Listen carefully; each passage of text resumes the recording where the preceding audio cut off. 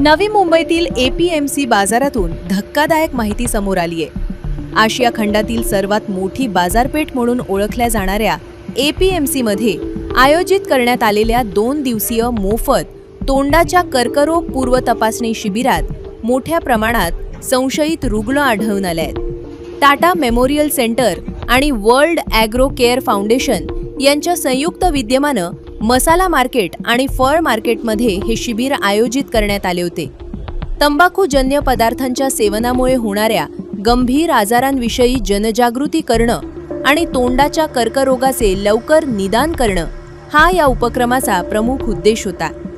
या शिबिरादरम्यान एकूण 389 जणांची तपासणी करण्यात आली। त्यापैकी 75 जण तपासणीत संशयित आढळले असून 21 रुग्णांमध्ये तोंडाच्या कर्करोगाची गंभीर लक्षणं दिसून आली आहेत। या रुग्णांना तातडीनं पुढील वैद्यकीय उपचार घेण्याचा सल्ला देण्यात आलाय।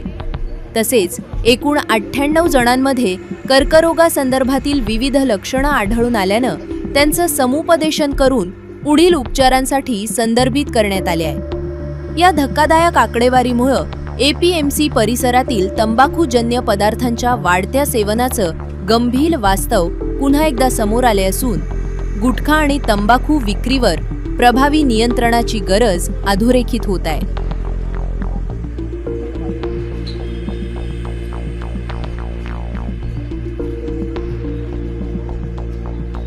मुंबई कृषी उत्पन्न बाजार समिती तसेच टाटा मेमोरियल हॉस्पिटल यांच्या संयुक्त विद्यमानाने 2 दिवसाचा आम्ही तंबाखू जनजागृती कार्यक्रम व तसेच त्यांचे ओरल स्क्रीनिंग तपासणी करण्यात आली होती।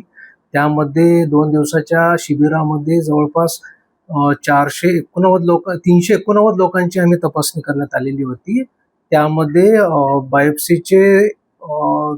बायोप्सीसाठी 21 लोकांना आम्ही रेफर केलं। तसेच स्क्रीनिंग पॉझिटिव्ह 75 जण आलेले आहे आढळून आलेले आहेत। तसेच त्यामध्ये काउन्सिलिंगसाठी 98 लोकांना आम्ही काउन्सिलिंगसाठी त्यांना त्यांच्या टाटा मेमोरियल हॉस्पिटल यांच्या टोल फ्री क्रमांकावरती कॉन्टॅक्ट करून त्यांना हे केलेलं आहे, संबोधित केलेलं आहे। ही जी घटना आहे यामध्ये पॉझिटिव्ह आलेले कशामुळे आता त्यामध्ये त्यांचं जे कामगार जे लोक आहेत त्यांच्यामध्ये खूप प्रमाणामध्ये मोठ्या संख्येमध्ये तंबाखूजन्य व्यसन वगैरे झालेलं आहे। तंबाखूजन्य व्यसन हे काय आजार नसून एक सवयीचा पार्ट आहे। त्याच्यामध्ये आपल्याला हे पुढाकार घेऊन तसंच पुढील भविष्यामध्ये पाची बाजार आवारामध्ये टाटा मेमोरियल हॉस्पिटल यांच्या संयुक्त विद्यमानाने आम्ही पुढे सुद्धा आम्ही ही मोहीम राबवणार आहोत। एका बाजारामध्ये हा प्रकार घडला नाही, फक्त 2 मार्केटमध्येच आम्ही घेतलेला होता कॅम्प। आता प्रोव्हिजन असं करतो की आम्ही आता पाचवी बाजार आवारामध्ये कंटिन्युटीमध्ये आम्ही करणार आहोत कॅम्प। जवळपास 400 लोकांमधून जवळपास 75 आणि ते 21 हे किती गंभीर आहे?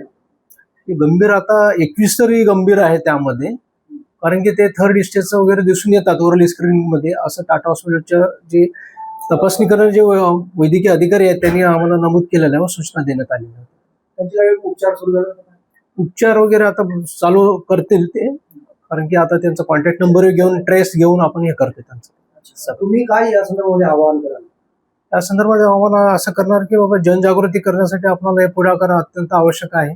मला नाही वाटतं व्हायला पाहिजे, परंतु कसं घाबरतात ना लोक याच्यामध्ये येते वगैरे सगळं, त्यामुळं ते अजून एकतर थोडं मानसिक सगळ्यांच्या आपल्या भविष्यासाठी त्यांनी यायला पाहिजे, आपल्या आरोग्याच्या दृष्टिकोनातून येते वगैरे, कारण मोठ्या जास्त संख्येमध्ये येऊन त्यांनी तपासणी करावी। कारण की पुढचं जे समजा या सवयीमध्ये जे आहे तंबाखूजन्य त्याच्यामध्ये आपल्याला कळत नसतं की आपल्याला किती 3rd ग्रेडमध्ये गेलो 4th ग्रेडमध्ये गेलो, म्हणजे नंतर जास्त ग्रेडला जर गेल्यानंतर उपचार करणं म्हणजे असंभव होऊ शकतो। त्याच्यामध्ये कॉम्प्लिकेशन जास्त होऊ शकतात। त्याच्यामध्ये किमोथेरपी आलं, रेडिएशन थेरपी आलं, त्याच्यामुळे सुरुवातीलाच याचं जर निदान झाला तर आपण ऍटलिस्ट 1st ग्रेडमध्ये आपण त्याला क्युअर करू, आपण काउन्सिलिंग करून घेऊ।